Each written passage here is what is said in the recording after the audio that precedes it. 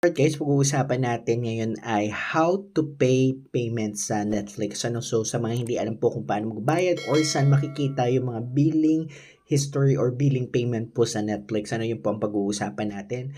So let's dive into it. Nandito po kayo sa isang cellphone ko. Ayan po. So pupunta tayo sa ating Netflix account. Ayan po. Open po natin yung ating Netflix account. Ayan, punta kayo dito and of course, 'pag open yan, ayan po, nandiyan yung mga account ninyo. Siyempre o bubuksan po ninyo yung pinaka-main account ninyo po. So click natin yung main account natin.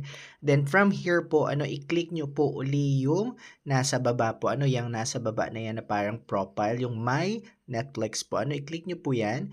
Then punta po kayo dito sa may 3 line dito sa taas. Ayan po, So, i-click nyo po yung 3 line na yan. Then, ayan po, punta kayo dun sa account. Ayan po, nakikita nyo po ba sa baba yung account? Ayan po, i-click nyo po yan. Nandahanin natin kasi marami nagko-complain ng bilis daw natin. So, pag-click nyo po nung my account, ayan po, baba po kayo. Nandito po yung mga information ninyo. So, dito, makikita nyo na po dito yung ayan po, billing details po. Makikita nyo po dyan.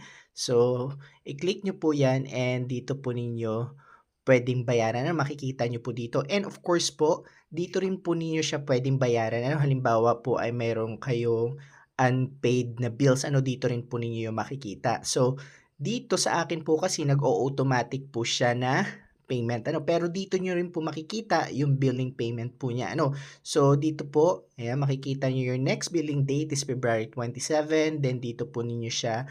Lalabas po yan dyan sa area na to. Sa area na to, yung inyo pong payment, bills, ayan. So, i-click nyo lang po yun pag nandyan na.